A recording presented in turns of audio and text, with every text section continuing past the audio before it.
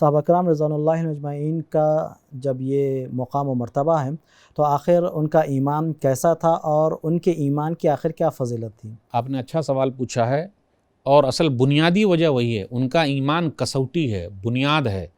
ہم لوگوں کا ایمان انہی لوگوں کے ایمان جیسا ہونا چاہیے۔ ایمان مطلب اللہ پر یقین، اللہ پر بھروسہ، غیب کی باتوں پر یقین، آخرت کے بارے میں یقین، ایک دم بھروسہ۔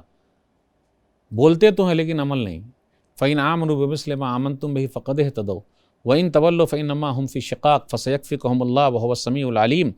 سورہ بقرہ سورہ نمبر 2 آیت نمبر 137 کہ اگر وہ لوگ ایمان لائے جیسا کہ تم ایمان لائے تو وہ لوگ ہدایت پر ہیں، اگر وہ لوگ منہ موڑ لیے تو وہ گھاٹے میں ہیں۔ صحابہ کرام کا ایمان جو ہے، اللہ پر ایمان، اللہ پر بھروسہ، یہ کسوٹی ہے، بنیاد ہے۔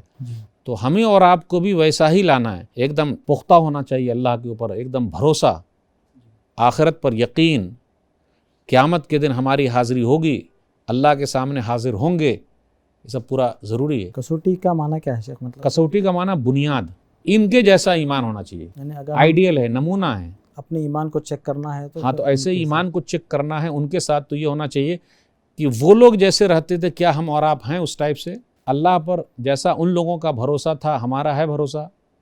صحابہ کرام نبی صلی اللہ علیہ وسلم کی بات جس طریقے سے مانتے تھے، عمل کرتے تھے، ہم اور آپ کر رہے ہیں کیا؟ یہ چیک کرنا پڑے گا۔ ہم اور آپ گفتار کے غازی ہیں، وہ کردار کے غازی تھے۔ ہم اور آپ صرف بولتے ہیں، وہ لوگ عمل کر کے دکھاتے تھے۔ مرسی ایجوکیشن سسٹم آپ کے لیے، آپ کے اہل خانہ کے لیے، لڑکیوں کے لیے، بزرگ خواتین کے لیے، معصوم بچوں کے لیے بہترین عالمی سطح کا تعلیمی نظام لا رہا ہے۔ عقیدہ، دین، فقہ، تجوید، ایسے اسلام کی بنیادی بہترین تعلیمات سکھائے جائیں گے۔ لہٰذا آپ اپنے بچوں کو، گھر کی خواتین کو ضرور اس پروگرام میں شریک کروائیں۔